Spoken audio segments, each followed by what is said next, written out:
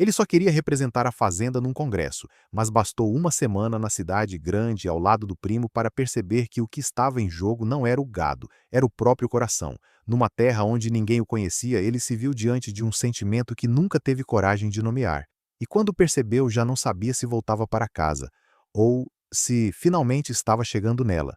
Eu fui para a cidade achando que ia aprender sobre gado, mas voltei sabendo tudo de mim e um pouco mais sobre ele. Nunca tinha saído da minha região. No máximo fui à cidade vizinha para buscar sal mineral. Mas naquela semana meu patrão me entregou uma passagem de ônibus, apontou para o envelope e disse: "Vai representar a fazenda nesse congresso em Goiânia. Mostra que a gente aqui também entende de genética." Não entendi metade do que ele queria dizer, mas entendi que não era para passar vergonha. Vesti minha melhor camisa, joguei colônia no pescoço e entrei naquele ônibus como quem vai para outro mundo. Cheguei perdido, rodoviária cheia, barulho de carro por todo lado, gente passando apressada. Meu primo Vinícius me esperava com cara de quem não tem costume com poeira. Quando me viu, sorriu educado, me abraçou e me levou direto para o apartamento dele. Disse que ia ser só uns dias. No começo foi estranho. Ele era todo certinho, falava pausado, andava sem fazer barulho. Eu vinha da lida com gado, onde se resolve as coisas gritando e no tempo do sol. Mas tinha algo no jeito dele que me deixava curioso. Não era só por ser diferente, era um tipo de calma que dava vontade de ficar perto. Na primeira noite, ele me ofereceu um copo d'água e perguntou se a viagem foi tranquila. Respondi que sim, mas na verdade ainda estava com o coração batendo forte. Não sabia se era por estar longe de casa ou por estar perto demais dele. No dia seguinte, acordei com cheiro de café. Fui até a cozinha e lá estava ele, encostado na pia, distraído. Disse bom dia com um sorriso leve. Sentei, comi em silêncio e ele parecia respeitar isso. Nada forçado, nada exagerado. Era só presença. De tarde, ele me levou para conhecer uma feira de produtores locais. Disse que talvez eu achasse interessante. Fomos andando, conversando sobre quase nada. Ele me escutava como se eu tivesse dizendo muito, e isso mexia comigo. Em um dos estandes, ele me apresentou como meu primo que entende tudo de pasto e gado. E eu, acostumado a ser só mais um peão no curral, senti algo diferente naquele reconhecimento. Na volta, no elevador, silêncio, mas era aquele silêncio bom de quem está confortável. No apartamento, ele me ajudou a escolher a roupa para o congresso. Rimos juntos das minhas combinações. Em um momento, ele olhou nos meus olhos mais tempo do que o normal. Desviou logo. Eu também. Na manhã do congresso, ele me entregou um café e disse: "Hora de mostrar que o interior também fala bonito." Respondi. Se eu soubesse falar bonito, virava deputado, não vaqueiro. Rimos, mas por dentro eu já não ria tanto. Estava nervoso não pelo evento, mas por tudo isso que aquela viagem estava começando a despertar. No evento falei com um monte de gente, vi máquinas que pareciam coisa de filme. Ele ficou o tempo todo do meu lado, tirando foto, fazendo pergunta. Às vezes só me observando. E eu fingia que não notava. Na volta, ele sugeriu irmos tomar uma cerveja. Bar tranquilo, música baixa. Ele pediu uma artesanal com gosto de maracujá. Eu pedi uma normal. Rimos disso também. E aí veio a pergunta que me pegou. "E lá na fazenda, você já teve alguém?" Dei um gole na cerveja. "Lá a gente aprende a guardar segredo até do próprio coração." Ele assentiu, e naquele instante eu soube, alguma coisa entre nós já tinha começado, mesmo que ninguém dissesse em voz alta. Mas o que começou como uma simples viagem ia virar um terremoto no coração de Caio, e nem Vinícius estava preparado para o que vinha aí. A partir daquela noite no bar, as coisas mudaram. Não de forma brusca, mas nos detalhes. O jeito que ele me chamava para jantar, o tempo que demorava para desviar o olhar, a forma como deixava a porta do quarto entreaberta, como se esperasse que eu notasse. E eu notava. No dia seguinte choveu o dia inteiro. O evento do congresso foi cancelado e Vinícius apareceu na porta do quarto com cara de notícia boa disfarçada. "Hoje não tem palestra, só pipoca se quiser." Topei, mais pelo convite do que pela pipoca. Almoçamos ouvindo umas músicas antigas. Ele sabia todas as letras. Eu fingia que conhecia só para rir junto. Quando faltou luz, acendeu as velas e propôs jogar truco. Interior contra cidade. Quero ver se esse sotaque aí serve para blefar. Sentei no chão e aceitei o desafio. A cada rodada a gente ria mais. E entre uma mão e outra ele me perguntava da infância, da primeira vez que montei em cavalo bravo, do dia em que quase perdi o dedo numa cerca. Eu respondia tudo como se fosse besteira, mas sentia que ele escutava como se fosse história rara. Teve uma hora em que ele disse: "Você fala como quem já viu muita coisa, e você escuta como quem nunca foi ouvido de verdade." Devolvi sem pensar. Ele ficou quieto, sorriu pequeno, desviou os olhos. Naquela noite fui dormir com a cabeça girando. Não era paixão, ainda não. mas havia algo crescendo ali que já não cabia só no silêncio. No outro dia, ele me levou para uma feira dentro de uma universidade. Disse que tinha uns projetos de pecuária moderna. Vi pouco dos projetos e muito dele, o jeito como caminhava entre os estandes, como cumprimentava as pessoas, como me apresentava com um certo orgulho disfarçado. Num dos estandes, um rapaz perguntou: "Vocês dois trabalham juntos?" Vinícius respondeu antes de mim: "Ele é o especialista, eu tô só aprendendo." Olhei para ele sem saber se ria ou se agradecia. Tinha algo naquele ele que me soou mais íntimo do que qualquer outro pronome. Na volta, caminhamos devagar por um parque. Ele puxou assunto sobre futuro. "Você já pensou em sair da fazenda, fazer algo seu?" "Sonhar, a gente sonha. Mas meu pé ainda é mais barro do que asfalto." Ele parou, me olhou sério. "Mas você não precisa afundar no barro para provar que sabe andar." Não respondi, porque ali, naquele momento, entendi que ele não estava falando só da minha vida no campo, estava falando de mim e de nós, mesmo sem admitir. Mais tarde, já no AP, ele fez um macarrão com molho pronto e disse: "Hoje eu cozinho. Se quiser me conquistar, tem que aprender arroz carreteiro." Brinquei. "Para algumas conquistas, vale qualquer receita", respondeu encarando meu riso torto. Fingimos que era só piada. Mas não era. Depois do jantar, ele colocou um filme. Sentamos no sofá, cada um num canto, mas o espaço entre nós parecia menor do que antes. Durante o filme não falei nada, só fiquei tentando entender que tipo de visita era essa que já me fazia querer ficar mais do que deveria. Na quinta, nova chuva, nova desculpa para ficar em casa, e de novo, silêncio entre nós, mas não era desconfortável. Era como se as palavras fossem desnecessárias, porque o que havia entre a gente estava no jeito de passar o café, de puxar a coberta, de perguntar: "Tá tudo bem?" mesmo sem motivo. No fim da noite, ele perguntou se eu queria dormir no sofá para não atrapalhar com meu ronco. "Posso dormir onde você quiser", respondi sem pensar. Ele riu, mas não respondeu. Foi tomar banho e me deixou ali, encarando a popuri e a parede. Quando voltou, já de pijama, deitou no sofá e disse: "Boa noite, Caio." "Boa noite, Vinícius." Mas ninguém dormiu cedo aquela noite, mas nenhum dos dois sabia que o silêncio daquela madrugada seria o último antes da primeira ruptura. Na sexta-feira recebi uma ligação da fazenda. Era o patrão perguntando das encomendas, do congresso, do tal palestrante de nutrição bovina. Respondi tudo por obrigação, mas minha cabeça já não estava lá. Quando desliguei, Vinícius percebeu meu silêncio. "Tá perto de voltar, né?" Assenti. "Semana que vem." Ele ficou quieto. Mexia na borda da toalha da mesa como se ela pudesse dar respostas. "E você quer voltar?" Perguntou sem me olhar. Demorei, porque a verdade era que eu não sabia. Parte de mim sentia falta do cheiro do curral, do assobio dos peões, do céu limpo, mas outra parte, a que ainda não tinha nome, já tinha criado raiz ali no jeito dele, no tempo lento dos nossos dias juntos. "Quero, mas não do mesmo jeito." Vinícius levantou os olhos. "E se você voltasse com vontade de voltar para cá depois? Você tá falando de mim ou da gente?" Ele não respondeu, mas sorriu. E o sorriso dizia mais do que qualquer palavra. À noite assistimos um programa qualquer na TV. Ficamos em silêncio, mas os joelhos encostavam e ninguém afastava. Era assim, tudo no quase, no por pouco, no não dito. No sábado, ele me chamou para almoçar na casa dos pais dele. Disse que a tia tinha mandado recado. A galinhada me convenceu, fomos andando. Quando chegamos, fui recebido com aquele calor de gente que gosta sem precisar de explicação. Mas o pai dele soltou uma piada atravessada. "Esse seu primo da roça não trouxe nenhuma cabrita para casar não, Vinícius?" Ri amarelo. Ele também, mas a mãe dele lançou um olhar que cortou o clima e mudou de assunto. Durante o almoço, ele parecia outro, mais leve, mais solto, e isso me deu raiva. Não dele, mas da dúvida. Se ele podia ser assim com a família, por que comigo ainda andava em cima da cerca? Na volta, ele foi calado. Quando subimos para o apartamento, eu perguntei direto: "Lá com sua família você é outra pessoa. É que lá eu sei o que esperar." "E comigo não?"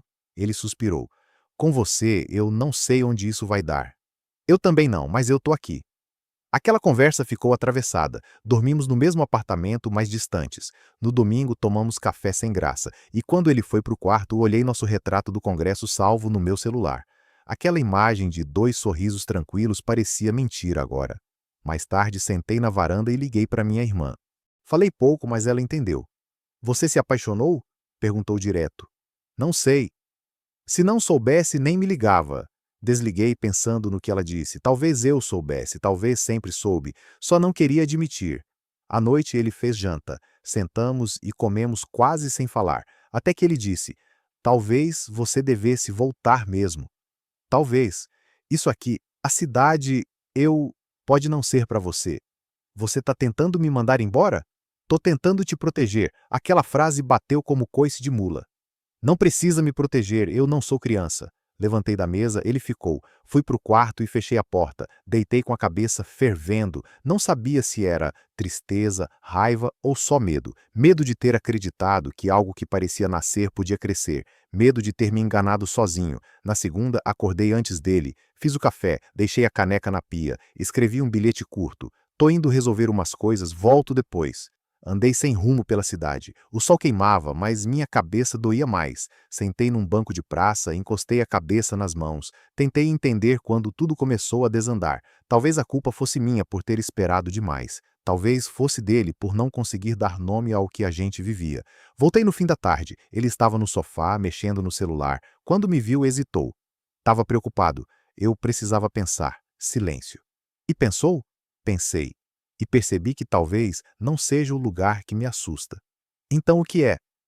É o vazio de não saber se estou sozinho nisso. Ele levantou devagar, parou na minha frente. Você não tá, mas eu ainda não sei como dizer isso pro mundo. Eu não tô pedindo anúncio, só verdade. A verdade é que eu também não quero que você vá. Aquela foi a primeira vez que ele disse algo além do gesto, e mesmo assim a incerteza continuava, porque às vezes o querer não é suficiente. Mas a despedida que parecia certa seria interrompida por um gesto inesperado, e aí nem o coração de Caio escaparia ileso. Na terça-feira recebi a mensagem que confirmou o fim. O patrão marcou minha volta para sexta. Passagem comprada, horário certo, nem me perguntaram se eu queria, só mandaram. Quando falei isso pro Vinícius, ele apenas assentiu com a cabeça. Entendi. Só isso? É o que você quer? Demorei. Não sei mais o que eu quero. Ele se levantou e foi para a varanda. Ficamos longe o resto do dia, cada um no seu canto, como se fosse mais fácil fingir que nada tinha acontecido. Só que à noite, enquanto eu arrumava a de mochila, ele apareceu na porta do quarto. Caio, eu pensei. Pensou o quê? Que talvez o problema não seja você ir, mas a gente não ter dito tudo antes de você ir. Então fala. Ele respirou fundo. Eu gosto de você, mais do que achei que ia gostar. Mas eu cresci aprendendo que sentir isso é errado, que homem de verdade não sente assim. Olhei bem nos olhos dele. E você ainda acredita nisso? Não, mas o medo continua aqui. Eu também tenho medo, só que o que eu tenho por você já passou do medo faz tempo. E se você não consegue dizer isso em voz alta, tudo bem, mas eu não vou mais viver pela metade. Naquela noite dormimos no mesmo sofá, não teve beijo, só a presença. E o silêncio que finalmente não era fuga, era cuidado. Na quarta, minha irmã me ligou, quis saber se eu ia mesmo voltar. Vou, ué? E vai deixar tudo para trás de novo? Não sei o que ele sente. Mas você sabe o que você sente? Engoli seco. Sabia. Na quinta, choveu forte. Vinícius sugeriu fazermos um almoço especial. Cozinhamos juntos, rimos de besteira. Era como se o tempo quisesse se esticar, dar mais espaço para a despedida. Depois do almoço, sentei com ele no sofá. Se eu for embora, você vai seguir fingindo que nada aconteceu? Não sei. E se eu não quiser ir? Ele virou o rosto. Aí a gente vai ter que reaprender a viver. Você topa? Topo. Se for com você, ficamos ali, encostados, pela primeira vez, sem medo de encostar. Ele pegou minha mão, firme. Você ainda vai voltar para a fazenda? Vou, mas agora com outro motivo para voltar depois. Na sexta-feira me despedi na rodoviária. Foi um abraço longo e um beijo rápido, escondido, mas verdadeiro. Prometemos manter contato e mantivemos. De volta ao interior, tudo parecia pequeno, os bois, as cercas, o tempo. Mas eu também era outro. Respondi piadas dos peões com o mesmo jeito de sempre, mas meu pensamento estava longe. Comecei a juntar dinheiro, pesquisei cursos técnicos, mandei mensagem para Vinícius todo dia. Ele respondia sempre, mandava links de apartamentos pequenos, falava de ideias de trabalho remoto, comentava que a cidade agora parecia grande demais sem mim. 2 meses depois, ele veio me visitar. Chegou com uma mochila nas costas e olhos que já não evitavam mais os meus. Meus pais o receberam com respeito, meu pai desconfiado, minha mãe protetora. À noite, no quintal, debaixo do céu limpo, ele disse: se você voltar para Goiânia, não precisa mais ser de passagem. Eu só volto se for para morar. E morar comigo. Assenti, com você e com tudo que a gente não teve coragem de dizer antes. Mas mesmo com a coragem, ainda faltava um passo: transformar sentimento em vida. E essa decisão viria com o nascer de um novo dia. Vinícius voltou para a cidade só para buscar as coisas dele. Disse que a vida fazia mais sentido com o som dos galos do que com o barulho dos carros, e voltou diferente, mais leve, mais certo do que queria. Moramos hoje na antiga casa da minha avó. Ele reformou um quarto pequeno, colocou a mesa dele de trabalho virada para o curral. Às vezes eu passo de chapéu só para arrancar riso dele. Ele finge que não olha, mas olha. A rotina é simples, eu cuido da criação, ele escreve, faz reunião pela internet, acompanha projetos. À noite a gente senta no quintal, fala pouco, e é suficiente. Tem silêncio que vale mais do que discurso. Ninguém aqui faz pergunta direta, mas todo mundo entendeu. Quem tem que saber, sabe. Meu pai no início soltou uns comentários tortos. Minha mãe o silenciou com um gesto. Hoje ele finge que não vê, e a gente finge que não percebe, mas no fundo ele já aceitou. Os peões da fazenda às vezes olham com curiosidade. Um deles perguntou: ele vai ficar até quando?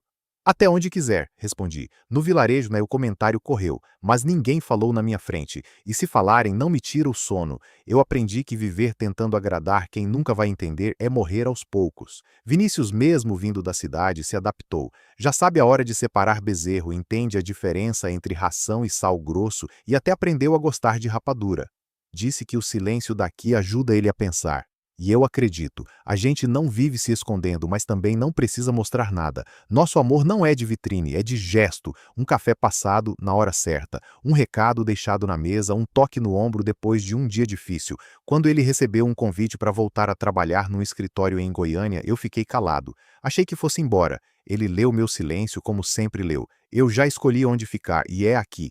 Mesmo com tudo que a gente perde ficando, com tudo que a gente ganha ficando junto. E foi isso, não teve aliança nem promessa de altar, mas teve verdade, teve presença e teve coragem. Hoje, quando me perguntam como tudo começou, eu sorrio. Digo que foi num congresso com cheiro de cidade grande e poeira de interior. Digo que achei que ia aprender sobre gado, mas aprendi sobre mim, sobre ele, sobre o que é amor quando não precisa ser gritado para ser entendido. E se alguém duvida, não discuto, porque a gente não vive para provar nada. A gente vive para sentir. E o que a gente sente aqui entre o curral e a rede do quintal vale mais que qualquer aceitação do mundo. Se essa história tocou você de algum jeito, deixa seu hyper like, se inscreve no canal e ativa o sininho. Às vezes, tudo que alguém precisa é acreditar que um amor simples também pode ser verdadeiro. Até a próxima história. A gente achava que o mais difícil era se assumir um para o outro, mas descobrimos que o verdadeiro desafio começa quando o amor deixa de ser só sentimento e vira vida compartilhada. Com o tempo surgiram os conflitos pequenos, o jeito que eu resolvia tudo na hora, no grito, e ele preferia conversar, respirar fundo, pensar. As diferenças de criação vinham à tona. Ele queria planejar, eu resolvia no impulso. Às vezes o silêncio que antes unia virava distância. Teve uma semana que ele passou 2 dias sem sair do quarto. Disse que estava escrevendo, mas eu sentia que era mais. Tá tudo bem? Perguntei no fim da tarde. Acho que tô com saudade. De quê? De mim mesmo antes de tudo isso. Doeu ouvir. Mas eu entendi. Ele deixou a cidade, o conforto, os amigos, até os cafés que frequentava, por mim. E agora sentia falta de quem era antes de ser nós. E você se arrepende? Não, mas às vezes me sinto pequeno aqui. E eu às vezes me sinto invisível aí dentro. Ficamos calados, depois ele se aproximou. Então vamos dar um jeito, sem drama, só ajuste. A gente decidiu começar a frequentar a cidade de vez em quando, ficar alguns dias em Goiânia, visitar amigos, ver movimento, e funcionou. Era como respirar fora d'água por um tempo, para depois voltar e mergulhar de novo. Numa dessas idas, fomos num jantar com ex-colegas dele. Um deles perguntou sem rodeios: "Mas o que você foi fazer naquele fim de mundo?" Vinícius respondeu sem hesitar: "Fui viver o que nunca tive coragem de escolher." Me olhou de lado e completou: "E hoje escolho todo dia." Ali entendi que não era só sobre ficar ou ir, era sobre ter coragem de construir algo, mesmo com medo, mesmo sendo difícil, porque amor que não enfrenta desafio nunca vira raiz. Quando voltamos para a fazenda, nos olhamos diferente, com mais certeza, mais maturidade. Não era mais encantamento, era decisão. Algumas pessoas do vilarejo começaram a se aproximar. Um vizinho ofereceu ajuda com a construção de uma horta. A esposa dele trouxe bolo num fim de tarde. Não diziam nada diretamente, mas o gesto falava: "Vocês são bem-vindos." Ainda tinham os olhares tortos, os comentários sussurrados, mas aprendemos a não deixar isso nos definir. O que nos define é o que a gente constrói dentro de casa e entre nós. Comecei um curso técnico em agronomia à distância. Vinícius ajudava nos estudos, corrigia meus textos, explicava conceitos. E eu ensinava ele a tirar leite e entender calendário de vacinação. Era troca, equilíbrio. Numa tarde qualquer, ele falou: Sabe o que mais me surpreende? O quê? Que mesmo com as dificuldades, nunca pensei em ir embora de verdade. E sabe o que mais me alivia? O quê? Que eu também não. A vida aqui não virou novela, mas também não é rascunho. É história escrita devagar, com escolha e presença. Tem dia de raiva, tem dia de risada. Tem silêncio que machuca e silêncio que cura. Mas o que nunca falta é a certeza de que estamos exatamente onde deveríamos estar. O amor verdadeiro não precisa ser perfeito. Ele só precisa ser real, vivido e escolhido.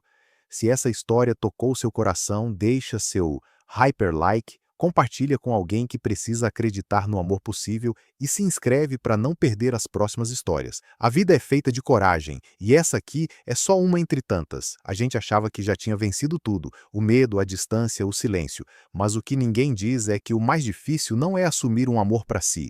É quando esse amor cruza a porta de casa e encara o mundo. Foi num domingo, tínhamos ido à missa como sempre. Vinícius não é religioso, mas me acompanhava por respeito. Sentamos no fundo, discretos. No fim, enquanto saíamos, um conhecido do meu pai se aproximou.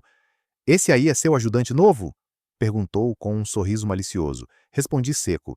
É meu companheiro. A cara dele mudou, não disse mais nada, mas à tarde a fofoca já tinha rodado o povoado. Na segunda, 2 fornecedores deixaram de atender a fazenda. Uma mulher da cooperativa que sempre sorria para mim agora desviava o olhar. E o vaqueiro mais antigo soltou um comentário venenoso na frente dos outros. Tá tudo moderno demais por aqui. Até o patrão trocou de cela. Engoli a raiva, mas Vinícius percebeu. A gente vai embora? Perguntou. Não. E se piorar? A gente aguenta. Ou ensina o povo a aguentar. Naquela semana precisei me segurar várias vezes. Gente que antes me respeitava agora sussurrava.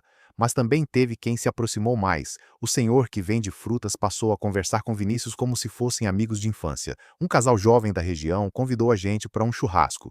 Tem coisa que se entende só vivendo, disse o rapaz, olhando nos nossos olhos. Na sexta, Vinícius teve uma crise, sentou no chão da cozinha e chorou baixinho. Achei que estava pronto para isso, mas tem dia que só dói. Sentei com ele.